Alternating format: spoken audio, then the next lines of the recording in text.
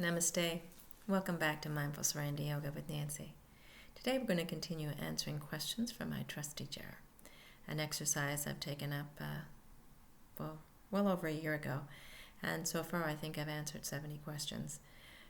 Questions that have been posed to me from other people, questions that I've heard posed to other people, questions I thought of interest myself that I would like to ask somebody that never did, and questions maybe that I found on the net. Now, I do this exercise to help assimilate what I'm learning, to make sense of what I'm learning, to make it a part of who I am, not just something that I've read or heard about. I believe that the real teacher for all of us is inside us. We all have an inherent wisdom within us that we can tap into on this journey when we get past those limitations of me and conceptual mind.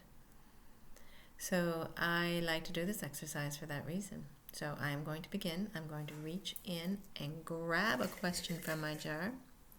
I think I grabbed a big long one.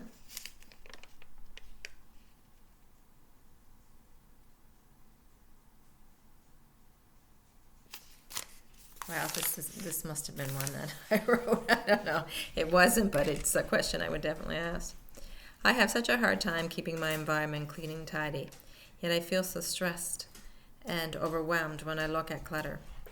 What is wrong with me and what do I do about it? I have such a hard time keeping my environment clean and tidy, yet I feel so stressed and overwhelmed when I look at clutter. What is wrong with me and what do I do about it? Talking about clutter, being overwhelmed by it, having a hard time cleaning, and boys, this person better not look at my house if they think their house is bad. Anyway, I will begin to answer. I'm going to press my timer. It has been started. I'm going to take a nice deep breath. I might need it for this one. Okay. So this person is saying that they have a lot of clutter in their house and having a hard time keeping their environment up to par. And they're wondering what is wrong with them and what they can do about it. Right away, I want to say there is nothing wrong with them. We've got to get away from those shoulds and bads and goods and rights and wrongs if we want to truly understand what's real and what's true. Wrong is a word that has a lot of negative connotation to it. It is also a word that takes us away from non-duality to duality, and it implies that we should be guilty of something. So I'm really not liking that word wrong. So the first thing I would say to this individual, there's nothing wrong with you.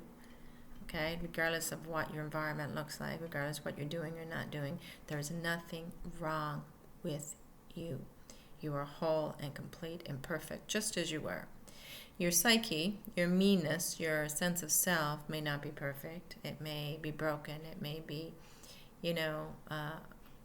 many other things. But you, who you truly are, your I amness is not wrong.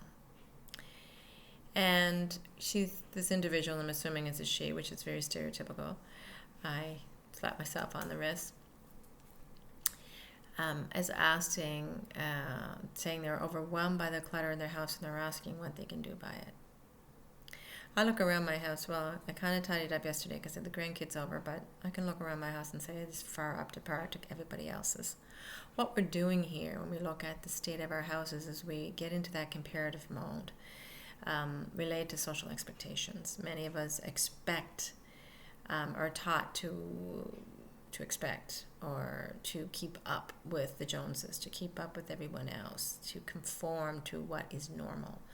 But normal doesn't mean healthy. So everyone's house may be perfectly clean, but that does not mean that the individuals keeping their house perfectly clean are normal, There could be obsessive compulsive disorder there, that need to conform, that need to reduce anxiety by our busy work and active doing, which is, I think, a lot to do with why our Western and North American homes tend to be so clean and tidy, or why that is considered a social expectation and a social norm, is because we are keeping up with one another and we just need that tidiness, that busyness, that doing. We don't just want to sit and be. We got to sit and clean the house. Or there's 100 reasons why we can't sit and be, because people are leaving their dishes in the sink or they're dropping their socks on the floor, all that. So a lot of times our expectations the expectations of us in this modern society are not based on something that is healthy, though we call it normal. So I would want that individual to understand that too. Just because their house is not like their neighbor's house as far as clean or tidy, doesn't mean there's anything wrong with that. And maybe what we call clutter, someone in another culture would say that's not clutter. That's perfectly okay. That's neat. So it's a very relative term when we say, my house is untidy or my house is cluttered. Those are relative terms. Compared to what? Compared to people in your neighborhood, and why, if that is the case? Is this a social norm? Is this an expectation that you're trying to adhere to conform with?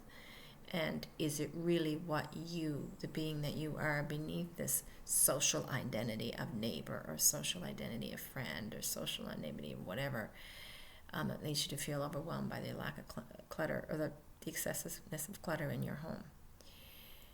The other thing I want to bring up too is the nature of the clutter. And though I said, people, we may be comparing ourselves to other individuals who are not healthy in their desire to keep clean with busy work and maybe OCD.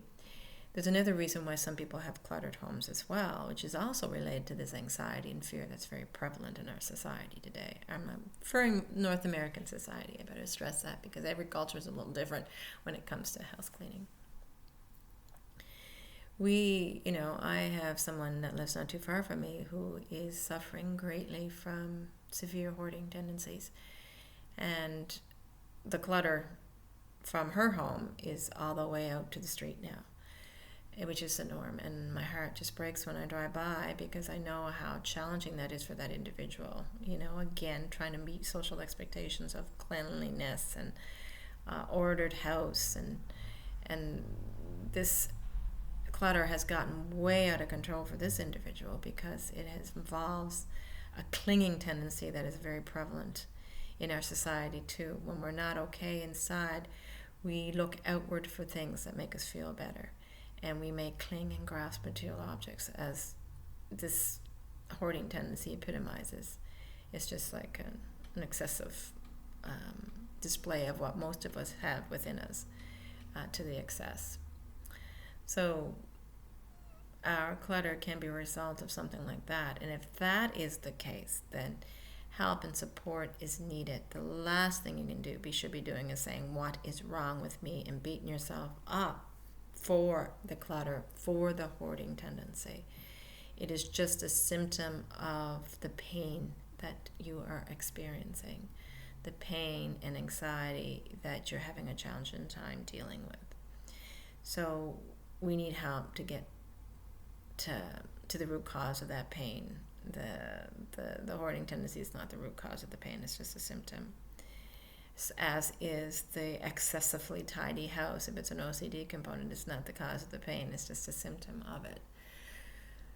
So we do need to look into the root cause of all suffering and all pain when we look at these tendencies. And what we're trying to do is maybe would be healthy, find a wholesome and healthy balance between an over clean and clutter-free home and a home that displays a hoarding tendency.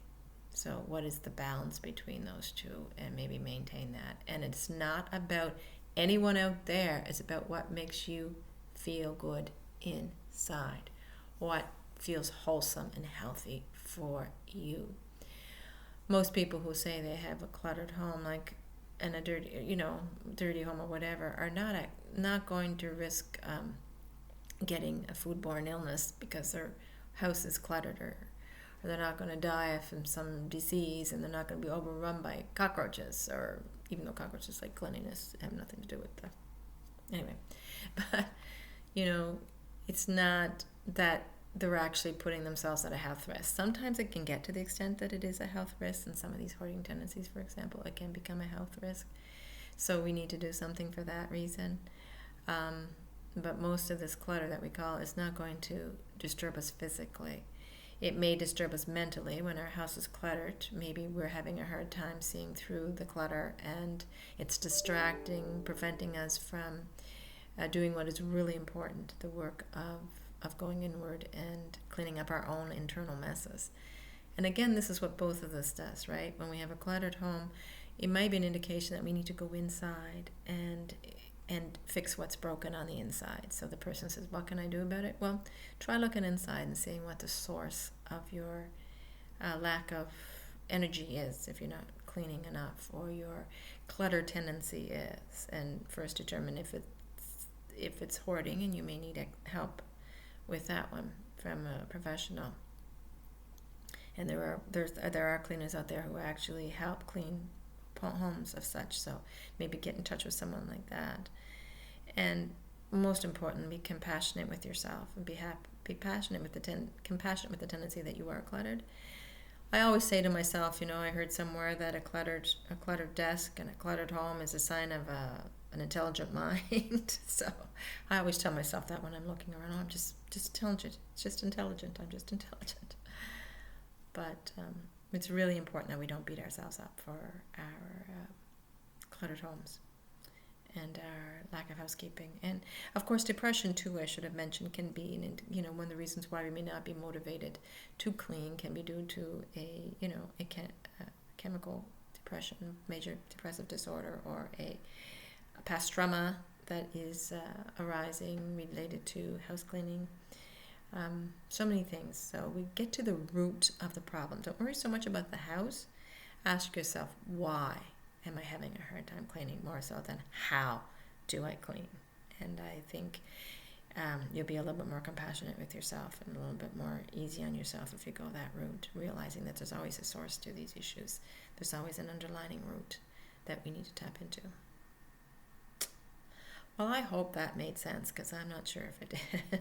But thank you so much for joining me once again, and have a wonderful day. Namaste.